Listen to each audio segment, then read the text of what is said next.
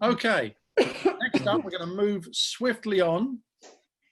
Someone that you may have seen before, Mr. Jeremy Nicholas. Hey, thank you very much. Well, hasn't it been brilliant? What a brilliant conference it's been. But for me, the food has been awful. That's my big complaint. The toilets are filthy. I complained. I rang up to speak to, I can't remember who I spoke to. It was either Sarah or Beth. And I said, it's just awful. Nothing to do with me.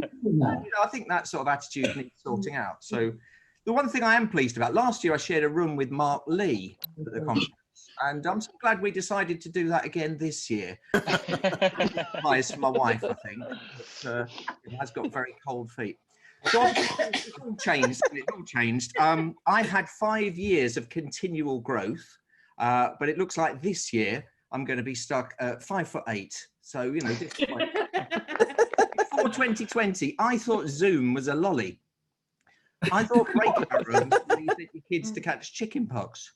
I bought one of them Blue Yetis really early on, ran off into the mountains. So I think what I'm missing the most is the applause. I'm missing the applause. And thank you very much. I'm missing the applause. During lockdown, I started going out every Thursday night at 8 o'clock just to get the clap off the nurses. Fly to the moon and let me play among the stars.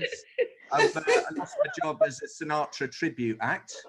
I just wasn't good enough, to be frank. This time of year, I'll be doing award shows. Scarecrow of the Year, and the winner is outstanding in his field. Did the British Fashion Awards. Oh, and the winner of Best Neckwear goes to. Oh, it's a tie. The Good Funeral Awards. I really have done the Good Funeral. The opening ceremony for the Good Funeral Awards, these 6 undertakers came in and they got this coffin on their shoulders and they walked around a graveyard in the opening ceremony for about 15 minutes. I thought, they've lost the plot. The last gig I did before lockdown, it was in Vienna. Fantastic. And there was this giant pumpkin that came on, pulled by mice. So I got on it and it took me off the stage. It was a fairy tale ending. There was this American speaker, you know, American speakers when they're really loud and they say really obvious stuff and you got to repeat it back to them. It was one of them. And I thought, I'm not having this. And he was running over. So I was pointing at my watch. And in the end, he wouldn't. I had to pull him off. And I mean, that was hard. Well, to start. And he was furious. At the end, I found your attitude very patronizing. And I said, oh, I think you mean patronizing. Now, it's all virtual now. It's all virtual. It's terrible. I tell you what I did the other day. A retired shoemakers convention on Zoom. What a load of old cobblers. I compared a freak show, and there was this man, he reckoned he had 5 testicles. Well, that turned out to be a load of bollocks. It's some team building with the baggage handlers at Heathrow. Well, they thought it was going to be easy, but there was lots to take on board. Yay!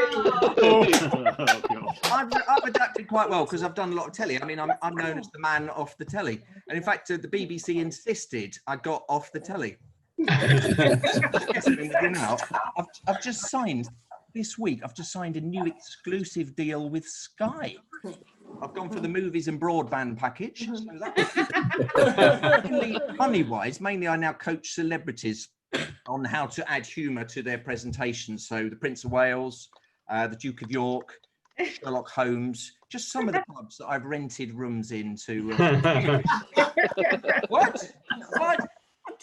I'm doing the PS. You know what I'm doing? I'm doing my PSA. Please, thank you. It's my wife. I've lost her audio book. Now I'm never going to hear the end of that. I've ruined her birthday. I didn't even know it was her birthday. And she says, I've got 2 faults. I don't listen and something else. I've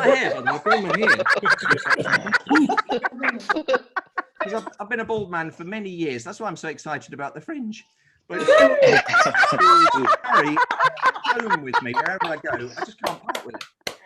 Right, big finish, Jeremy. Here we go. It's all picking up now. I got a call in the week saying, could I do a football club dinner in Sheffield? I said, I can't do Wednesday. Going to Amsterdam to one of those special cafes where they do the special cigarettes. And I just had a briefing call with the compere, very, very thorough, no turn unstoned. And I've got this really there. Got this gig coming up in the United Arab Emirates. It's a cartoon convention that I'm going to MC. And in the briefing, I've learned that the people of Dubai don't like the Flintstones, but the people of Abu Dhabi do. Thank you. Jeremy Nicholas, thank you very much. There we go. Thanks, Jim. Much appreciated. So,